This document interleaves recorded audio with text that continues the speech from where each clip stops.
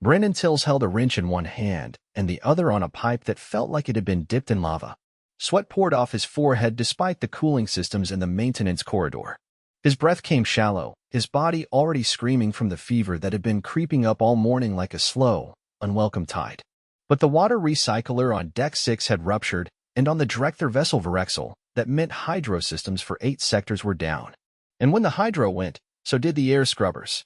People, human and otherwise, would start choking in under 2 hours. He coughed sharply and spat to the side. The saliva was thick and tinged with yellow. He hadn't told anyone. If he did, protocol meant quarantine, and that meant someone else would need to climb into this ductwork and figure out why the pipe was hissing steam like a dying kettle. But he knew no one else on board could fix this in time. Not because he was better, just because no one else had the right combination of access clearance, knowledge of human-compatible tools, and, frankly, the willingness to crawl through this grime-covered tunnel. Brennan status, came the voice over his earpiece. It belonged to Commander Silex, the Drecthar officer in charge of engineering operations aboard the Virexil. His voice always had that low, gravelly edge, like someone dragging stones across metal. "Still working on it," Brennan replied. He wiped his arm across his forehead and winced. His skin felt like it was cooking from the inside out. "Your vitals are elevated. Your body temperature is increasing beyond acceptable human norms. You are unwell." Brennan gritted his teeth and twisted the wrench. The pipe groaned in resistance. "You got a replacement for me within a half hour?" he asked. Silence. "Didn't think so." He slammed the wrench again. The valve finally gave with a metallic screech, and boiling water hissed out in a controlled release. Steam clouded the narrow crawl space, but the pressure dropped on his wrist scanner. "Pressure's stabilizing. I need another 10 minutes to weld the housing shut." Human biology cannot sustain this level of physical exertion while experiencing acute infection. "You should be isolated." "Yeah, well, tell the recycler that," Brennan muttered and pulled his welding torch from the strap on his belt. Outside the duct, 2 Drecthar watched the monitor displaying his vitals and internal feed. One of them, a younger officer named Overin, tilted his head. "He is febrile. He should be incapacitated." "He is," Silex replied. "But human thresholds for impairment are inconsistent." Overin narrowed his eyes. "He should be hallucinating. Very likely to collapse. And yet he continues. I do not understand."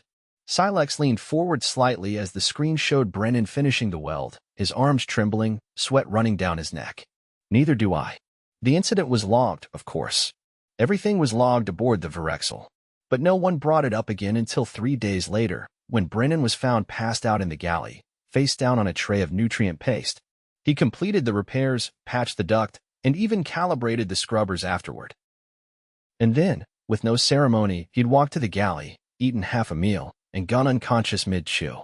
Mebe was sterile, quiet, and oddly humid. Brennan opened his eyes to the pale blue ceiling and tried to sit up. His body disagreed. "Whoa, whoa, easy," said a voice. A woman leaned over him, human, with auburn hair tied back in a messy twist and a patch on her sleeve that read Lieutenant Bridget Allman. "Where the hell am I?" Brennan rasped. "Mebe, you've been out for 20 hours. Fever hit 104. You're lucky your organs didn't start shutting down. I feel like I fought a small bear. You fought a failing recycler system while your immune system was doing the same thing with some kind of respiratory virus. So yeah, not far off." He groaned and turned his head. "Is the ship okay?" "You're really asking that?" "Yeah." She hesitated, then nodded. "Yeah, you got it stabilized." Silex even praised your unreasonably reckless tenacity. He blinked slowly. "That's the nicest thing he's ever said to me." Bridget shook her head. "You scared the hell out of them. They thought you'd drop by the time you hit the ducts." Overin said biological readings meant you were approaching systemic failure. "They don't get how we can function while sick. Sometimes we don't. But there's a difference between can't and shouldn't." She stared at him. "That's a dumb line." "I know." For the next week, Brennan was grounded. He was too weak to argue. They pumped him full of fluids and antivirals, and by day 5, he could sit up without puking. On day 6, he was walking again, slow and stiff, wrapped in 2 layers of clothing because he couldn't stop shivering. The fever had broken, but his body was still recovering. That's when Silex visited. The Drecthar officer stood at the edge of the medbay, arms folded behind his back. Brennan looked up from the tablet he was reading. "You're tall," he muttered. "I have reviewed your medical logs. You should have ceased all physical activity upon first onset of symptoms."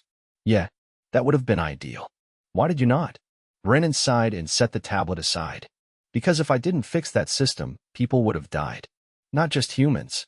Your people too." Silex didn't respond for a moment. Then he stepped closer. "You were aware that such actions could have resulted in your own death." "Yeah, and you proceeded regardless. It wasn't a heroic choice. It was just the only one that made sense at the time." Silex tilted his head. "Your species continues to demonstrate baffling disregard for personal preservation in the face of collective risk. You say that like it's a bad thing. It is. Difficult to understand." Brennan coughed quietly and rubbed his eyes. "You ever get sick?" "Rarely. Our immune systems are more efficient. When we do, we enter hibernation protocols until recovery is complete." "Yeah, we don't have that luxury. Life keeps moving."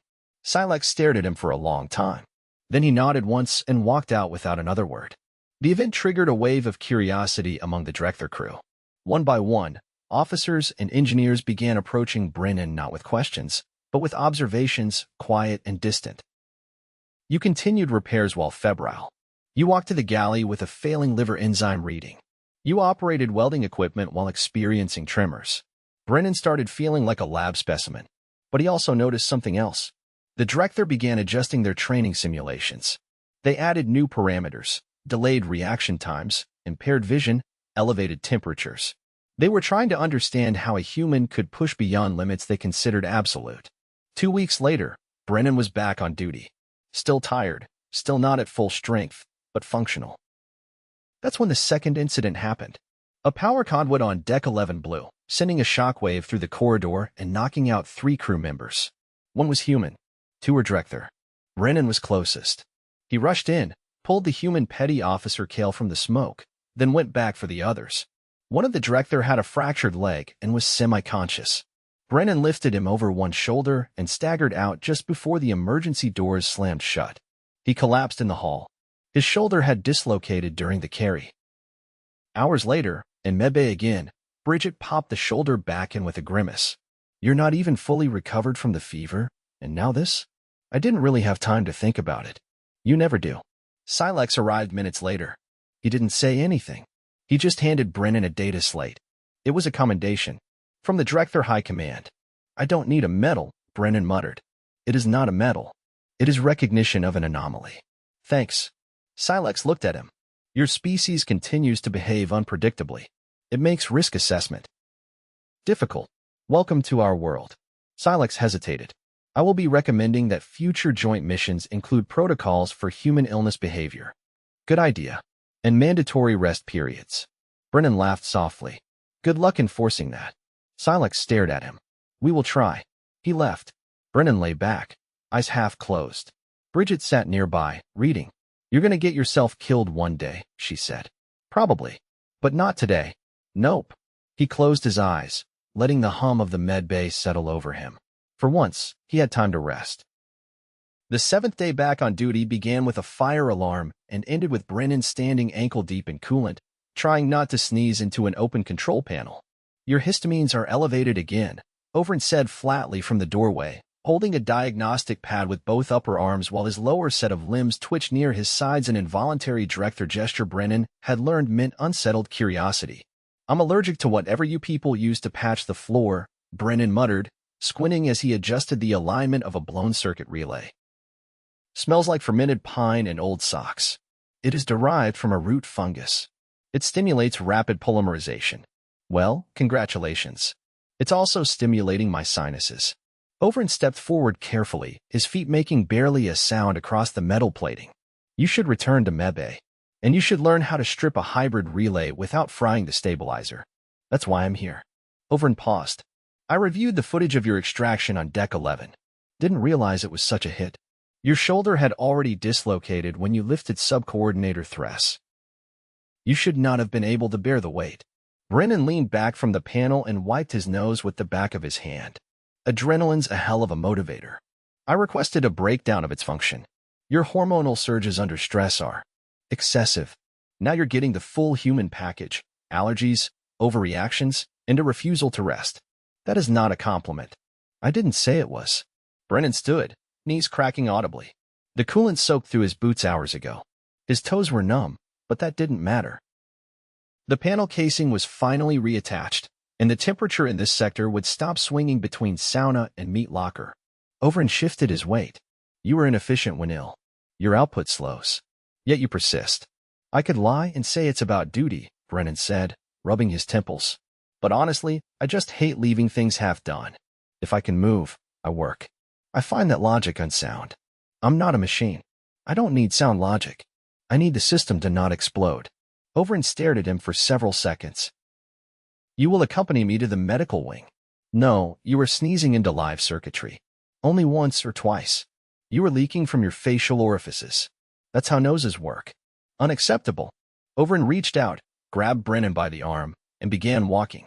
Brennan didn't resist. Partly because he was too sore, mostly because he didn't want to face another coolant leak if he blacked out mid-repair. The medical wing was quieter than usual. One of the Drecthar medtechs swept a scanner over Brennan's body, chirped once, and handed the results to the human nurse on shift. Her name tag read, J. Summers, and she didn't look pleased.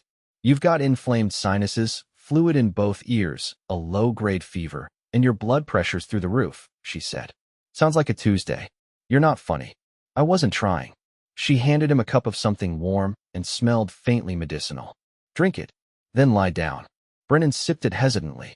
What is this? Antihistamines, electrolytes, a decongestant, and a mild sedative. I didn't agree to a sedative. You're not in a position to negotiate. He lay back with a sigh. The cot felt too soft, the lights too bright. Across the room, two Drecthar med officers conferred in hushed tones. One gestured toward Brennan's chart. The other rotated its head slightly, a sign of disagreement. Overin remained nearby, quiet and observant. After a minute, Brennan opened one eye. You ever been sick, Overin? Our immune systems neutralize most pathogens before symptoms manifest. So no, not in the way your species experiences illness. Then you wouldn't understand what it's like to fight through it. I understand the concept of discomfort. I do not understand choosing to endure it unnecessarily. Brennan shifted slightly. We don't always get to choose. You are choosing now. No, I'm being drugged and detained. Overin didn't respond. Instead, he approached the med officers and spoke quickly in Drecthar dialect. Brennan caught only a few words, mostly technical and none comforting. The sedative tugged at the edges of his awareness. He blinked slowly, trying to stay alert, but the cot seemed to pull him under like warm sand. Time passed. Could have been an hour or 3. When he next opened his eyes, the lights were dimmer, and the buzz of voices had faded. His limbs felt heavier, but his headache had dulled to a manageable throb. A new figure loomed at his bedside, taller than Overin, with a deep violet hue to his carapace, an older Drecthar, unfamiliar. You are the human who disobeyed 3 medical directives in 1 standard rotation. Must be me. I am Director Velen. I oversee biological integration for this fleet. Sounds fancy. I study how species adapt to our systems. Your recent behaviors have complicated several of our baseline assumptions. Sorry about that. I am not seeking apology. I am seeking understanding. Brennan sat up slowly. I'm listening. We monitored your physical decline over the past 36 hours. You maintained operational function despite pain, sensory disruption, and intermittent balance failure. Sounds about right. You should not have been able to complete your tasks without error. Maybe your expectations are off. That is what concerns me. Our predictive models do not account for voluntary override of biological distress. You think I'm broken? I think your species has a tolerance for suffering that borders on pathological. Brennan chuckled, then coughed. Tell me something new. Velen paused. Do you derive satisfaction from enduring pain? No. I just don't like being useless. That is not a universal trait. It is where I come from. Velen tapped his tablet. We are updating our protocols.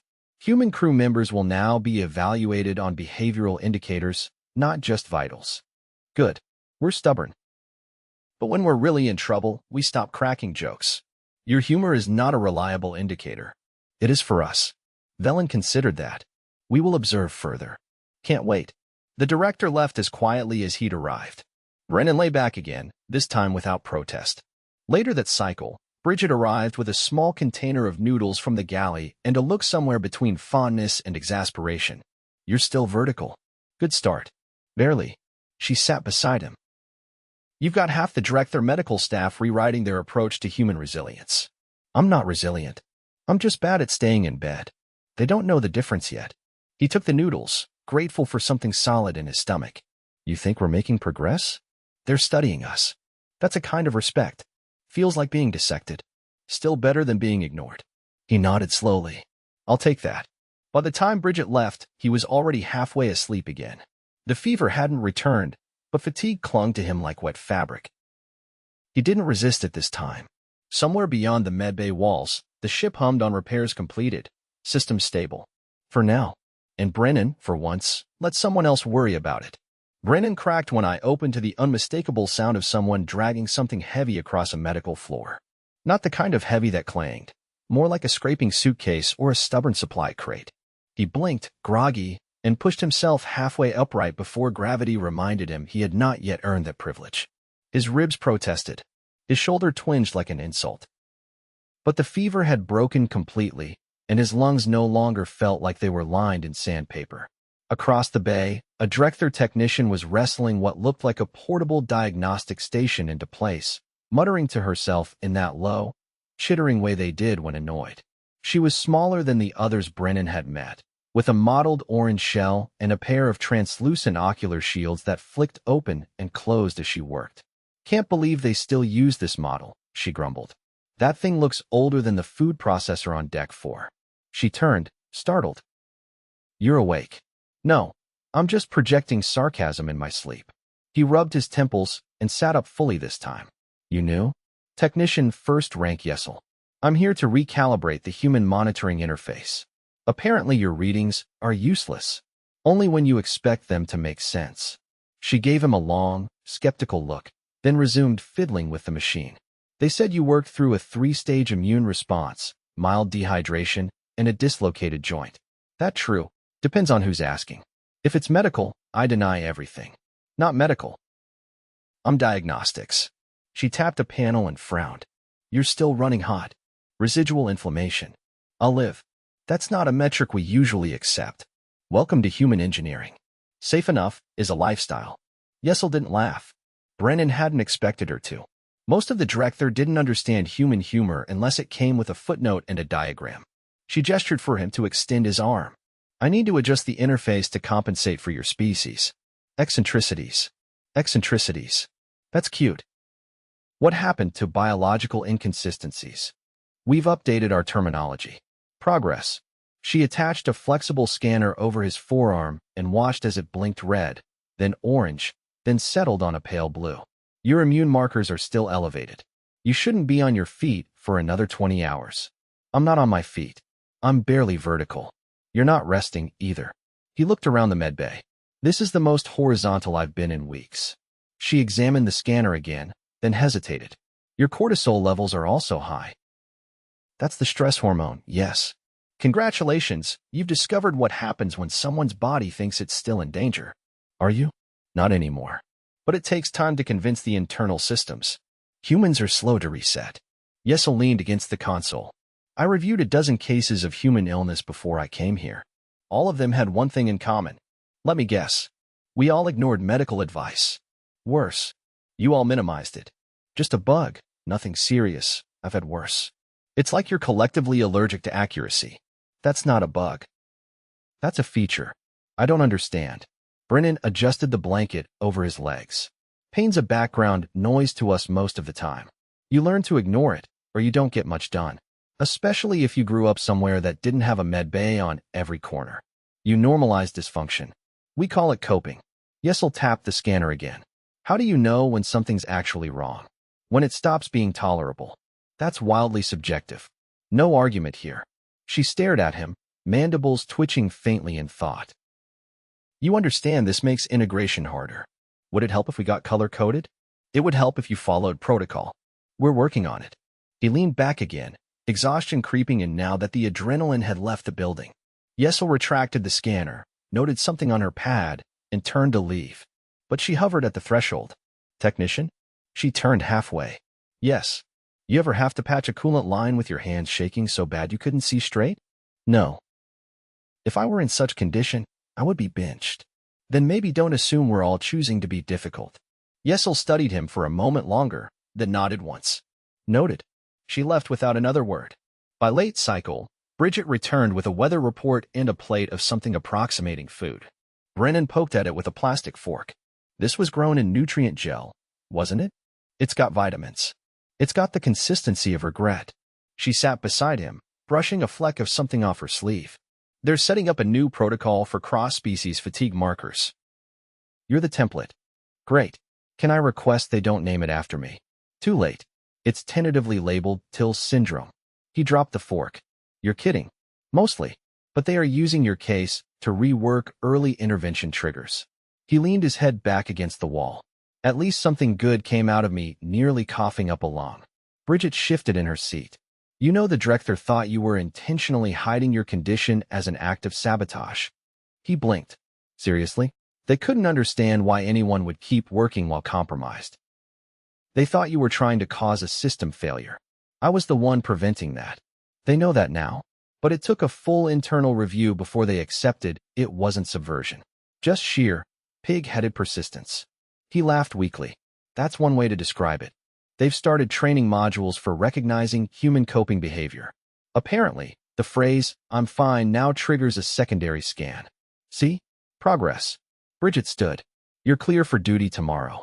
Light tasks only. No repairs, no climbs, no heavy machinery. I'll be good. You always say that. This time I almost mean it. She turned to leave, then paused. For what it's worth, you scared the hell out of a lot of people. Guess it's nice to be noticed. I didn't say it was a good thing. After she left, Brennan lay back again, eyes tracing the gentle arc of the ceiling. For the first time in weeks, the ship didn't feel like it was waiting to fail. The systems were holding. The crew was adapting. Even the Drecthar were beginning to understand that humans didn't always make sense, but they made it work. The cot creaked as he shifted.